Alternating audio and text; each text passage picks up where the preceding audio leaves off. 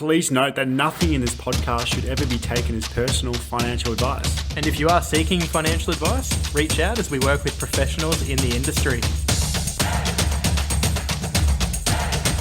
And welcome back to another episode of the Finance Bible Podcast. As always, we are your hosts. My name is Oscar and I'm joined alongside me, Zeke, who is, as I always say, looking the goods from the gym lately. Oh, g'day. How are we? Very good, mate. Very good, mate. The question is, did you enjoy your little Christmas break? We're still on the Christmas break, but how was the time with your family? Mate, the time with the family was unreal. Woke up and we got on with the day, had a very nice lunch. I was on cocktail duty for a while, actually. And what did you make? What was the what was the Is number that a one? question? The number one, Long Long Island? Island. Yeah, knew it. And we did exactly what I said. We rotated the music. You know, you had Pitbull, you had Boney M, you had Bublé, you had Bieber. Did you put the Bible on? And last but not least, the Finance Bible. That's massive. So, mate, this is our last full informative podcast before the New Year's special. Let's get into the nitty gritty. Yeah, let's knuckle down. So Christmas has just gone. You know, we get presents for loved ones, you know, partners, friends, whatever it may be. Throughout the year, you have birthdays, whatever it may be. But what we're talking about today is how do we plan ahead for expenses that are going to occur in the future? So at the start of the year, each year, you know exactly when your friends' birthdays are. You know exactly when your parents' birthdays. If you're a good friend or a good family member. Facebook helps a lot these days.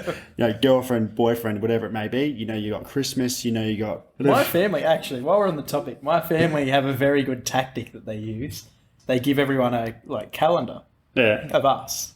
And it's got all of our birthdays in it. So then when it comes to gift giving time, first of all, they know when it is. And second of all, we don't miss out. I'm not sure if it's selfish or not. But yeah, no, you're right. Start of the year, boom. Day one, you've got New Year's. There's your biggest day of the year. You're out punching whatever you fancy all night. It could be Long Island's, it could be mugs, it could be beers. You never know with these things. You never know. It could be coffee tables. It could be red dresses. The dresses made a return. Yeah, the famous. Far out. But yeah, that's one day. Then for me, I've got a family birthday in January. I've got one in February. I've got one, my own, in June. I spend big there. I've got one in September, October, November, December. So, in between all that, you got Valentine's Day, which luckily enough I don't have to fork out for. And then you've also is it luckily enough? I don't know. Yeah, oh, you never know. I don't know with you, mate. You got anniversaries. You've got Christmas. And then you've got all your religious gatherings too. We're talking... Hanukkah, we're talking... the new moon parties. Whatever it may be. We're talking all of that kind of stuff. You know, with all those events, you need to plan accordingly that you're going to need to spend money because you want to give these members, people close to you, presents or gifts, whatever it may be. But you don't want to get to the time or the week before the birthday, look in your bank account and you're like, oh shit, I shouldn't have spent that $1,000 last week on that red dress. Yeah, imagine it's coming up to your best friend's birthday. You got to buy them a gift and you can't afford it. Mate, what are some ways of avoiding this, avoiding missing out on getting them a present, avoiding being in debt? How can we plan accordingly and actually have enough in our bank accounts for these expenses and events which we know are going to occur? It's a tough question. Number one is I sit down and I go, all right, how many people am I going to buy presents for this year? And what is my budget going to be? And that saves me overspending. I also look at, all right, I've got all of these events coming and I've got X amount of money I've got to spend. And there's also then your ongoings like your car rego, your car insurance, your strata, your rent, your mortgage, all of that stuff that is kind of a fixed expense that you know you've got to fork out for each year. You've got your non-discretionary fixed expenses. That's what I'm talking about here. And then you've also got discretionary fixed expenses. Things that you've got discretion with, you can choose, but they're still fixed. So for example, that would be your mobile bill per year. You've got a choice, but it's fixed. You fork out X amount for X amount of data. Now, I know Oscar watches a lot of videos on the internet, so he's got a large data capacity. So he forks out a fair bit of money for that. Yeah, I love data. You've also then got things like your discretionary non-fixed expenditure. So that's all the fun stuff. It's going out for cocktails. It's buying dresses. It's going on holidays. Going on holidays. Because, look, you don't want to work If you're in the position at the moment and you've become financially free with getting income producing assets, well done. But a lot of us at the moment are working 5 days a week to build up these assets. So what I'm trying to get at is you don't want to work 5 days a week, every week for the whole year and not get to enjoy yourself. You want to go on a little vacation. Correct. And why not go on 4 or 5 vacations in 1 year? Exactly right. But look, if you can plan those expenses accordingly, you can actually do that. But it is all about the planning and writing it down, figuring out how much is going each part. But yeah, you got to go away and enjoy life. That's it. So start of year, I make one simple calculation. You know, I do the fixed, the discretionary fixed, the non-fixed, the discretionary non-fixed, etc.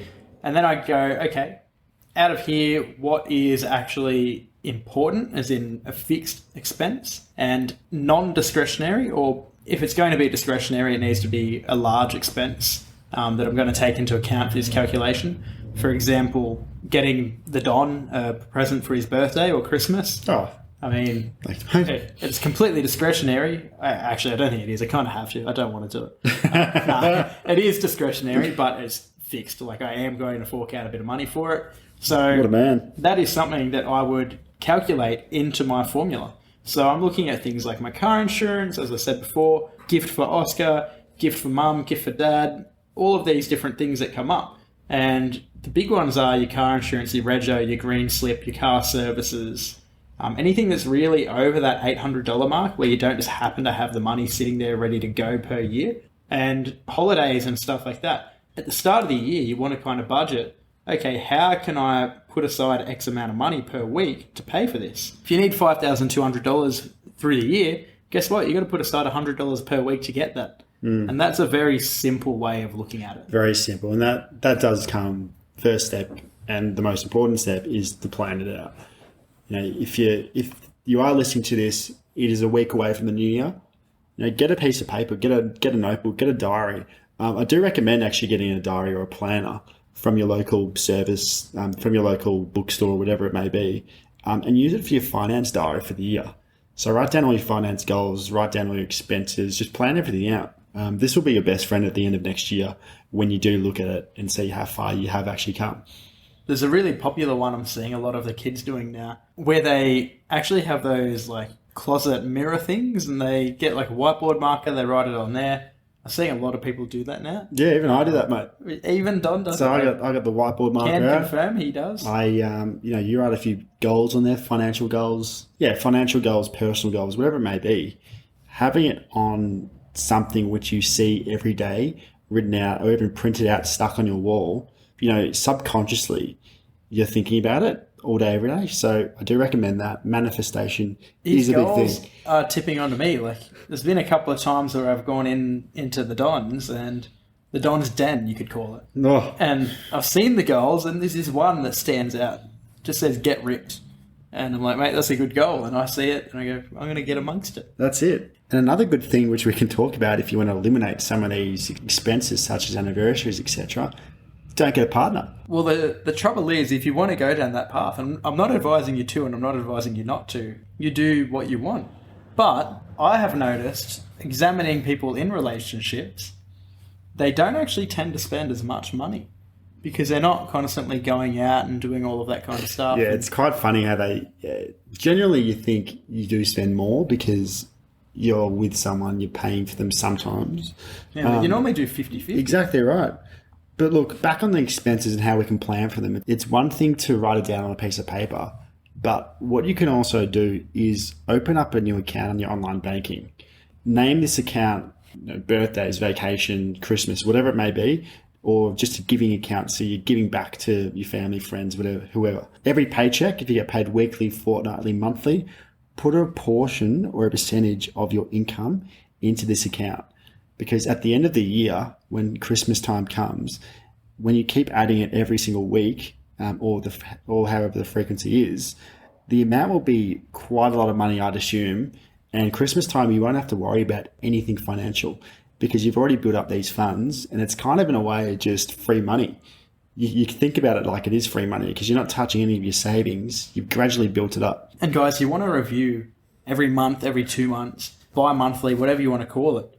You want to sit down and go back through those goals and through your notes and go, okay, am I on track? Am I doing what I initially set out to do?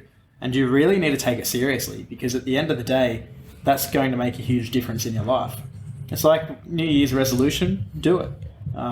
Don't be one of those people who set one, do it for a week and then give up. In finances and personal finances, building wealth, it's pretty bizarre. It's pretty insane, because you can have one bad month of spending and it can set you back 4 months. And then you got to continue to build your wealth back up to get the past to where you were 4 months ago.